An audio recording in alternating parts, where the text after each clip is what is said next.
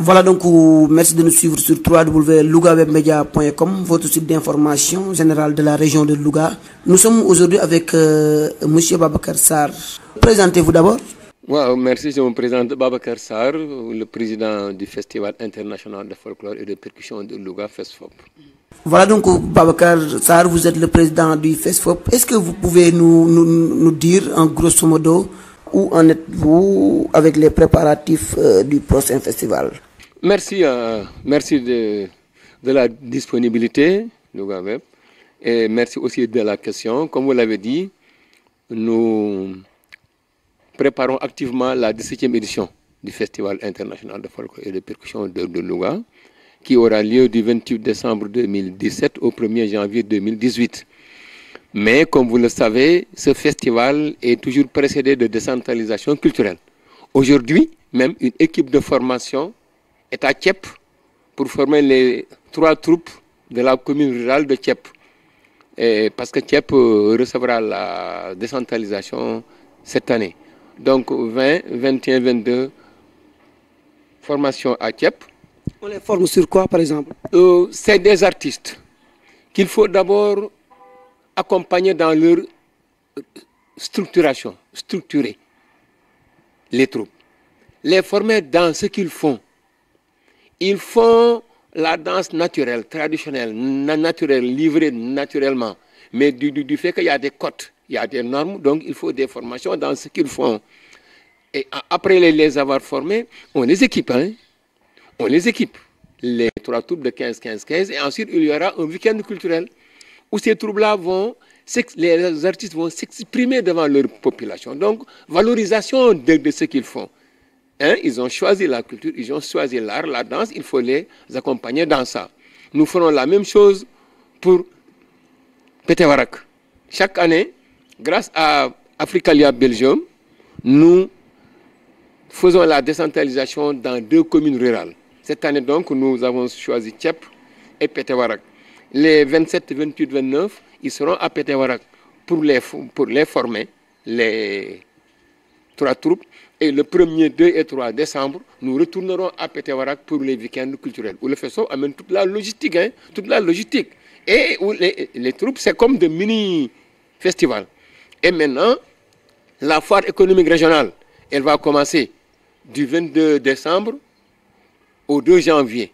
La foire économique régionale. Avant-hier, nous avons tenu ici un séminaire régional sur la foire, voir quelles ont été les faiblesses, les forces, et nous projeter pour la 17e foire économique régionale de Louga, qui aura lieu donc, qui commencera le 22 décembre 2017 jusqu'au 2 janvier. Donc 10 jours de foire où il y a 60 à 70 stands pour les artisans, les opérateurs économiques, pour un peu de truc. Mais le festival donc se prépare. Nous attendons Monsieur le préfet pour le CDD spécial, nous attendons Monsieur le gouverneur pour le CRD spécial, les sous-préfets également de Kermomar, de Sakal pour Léona, pour Thiep et pour Petewarak aussi. C'est des CLD spéciaux que nous allons tenir avec les sous-préfets, les maires, les populations pour préparer vraiment cet événement, comme vous l'avez vu, qui s'amplifie au niveau du territoire régional. Peut-on s'attendre à des innovations cette année? Les innovations, nous consolidons d'abord ce que nous avons. Consolider la décentralisation culturelle. Nous aurons aussi cette année la rencontre des partenaires, la rencontre de la coopération. Parce que nous allons recevoir Mme Monica Ceruti, qui est ministre de la région Piémont, en Italie. Nous allons recevoir le maire de El Boalo, qui a signé un acte de coopération avec les communes de Louga. Nous allons recevoir les membres du comité de jumelage de Mio en France. Donc, nous allons recevoir l'UEMOA et les autres partenaires. Donc, nous allons organiser le 29 décembre la rencontre des partenaires. Permettre à nos collectivités locales, à nos associations civiles et culturelles de bénéficier de la présence de tous ces partenaires. Nous aurons aussi la francophonie, l'UEMOA, l'État, la région, les villes, les partenaires internationaux, donc tous ces partenaires-là. Nous aurons également la journée, la matinée du 30, qui va être une matinée sociale. Parce que nous avons la troupe belge qui va venir, la Frérie royale des Magus et Cotelie Jambois, Madame Rachida, elle a dansé au premier FESFOP en 2000 ici. Mieux, elle est aujourd'hui à l'Union européenne, à Bruxelles.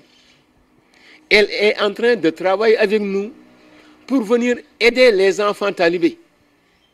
Donc, vous voyez une touche sociale dans ce que le FESFOP fait. Madame Rachida, elle est musulmane, elle a dansé au premier FESFOP en 2000, elle est aujourd'hui responsable à l'Union européenne, mais elle va venir avec la troupe de Namur pour cette action sociale en direction des enfants talibés. Nous avons mis en place un comité que préside Mme Aram Koumbafal et des membres du FESFOP pour vraiment gérer cet aspect d'appui aux enfants talibés de Louga. Quelle taille, combien de dara, mais nous verrons ça au fil. Excusez-nous un peu, Président, mais est-ce qu'on peut savoir vraiment la danse, qu'est-ce que ça peut faire vraiment, surtout aux populations diminuées. Aujourd'hui, on est une population diminuée. Qu'est-ce que la danse peut servir aujourd'hui d'exemple, que je veux dire quoi? Mais la danse, d'abord, c'est une expression artistique. C'est comme quelqu'un qui chante. C'est pour égayer. C'est pour faire rire, c'est pour distraire, c'est pour rendre joyeuse une population. Et ça, c'est l'expression naturelle que vit l'artiste. Si vous allez au Japon, ils ont leur sorte de danse. En Chine, en Europe, en Océanie, en Afrique, nous avons nos expressions artistiques, nos expressions culturelles. En dansant, mais ça peut aider un malade. Ça peut aider quelqu'un de stressé. Ça peut aider quelqu'un qui a des problèmes. La danse, c'est une expression de nos valeurs traditionnelles. Ce qu'elle peut apporter, mais c'est immense. Ça, c'est ce qu'on appelle le côté immatériel. Vous savez, la richesse d'une personne, mais ce n'est pas une poche remplie. Tu peux avoir une poche remplie et ne pas vivre heureux. Tu peux ne pas rien avoir dans ta poche et vivre heureux.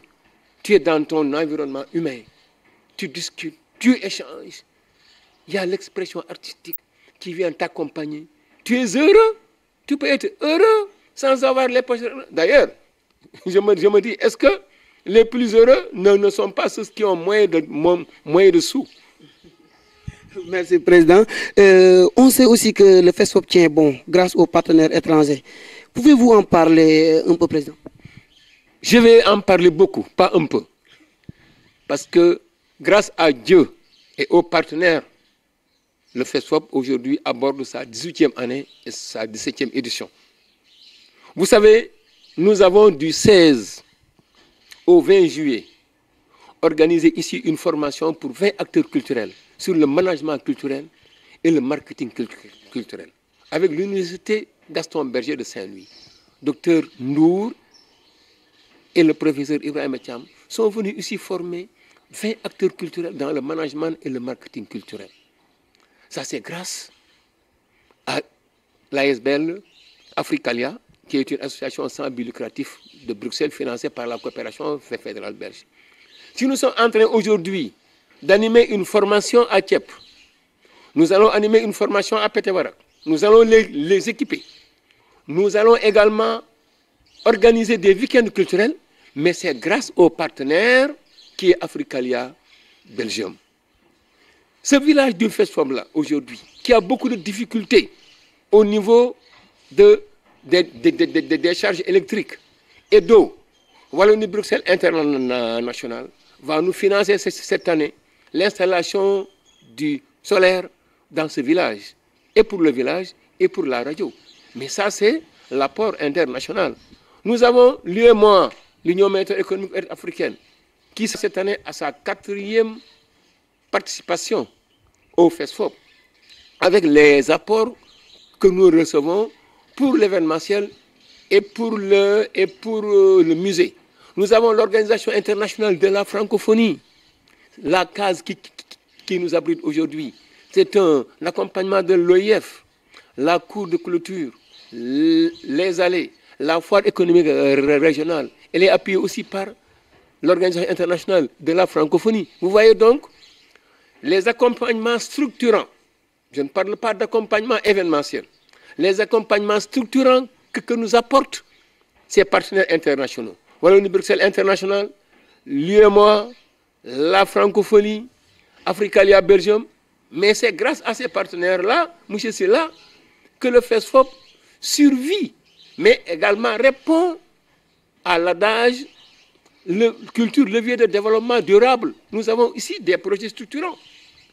Nous avons ici hébergement, jardin botanique, restaurant, musée, radio, espace administratif, un personnel.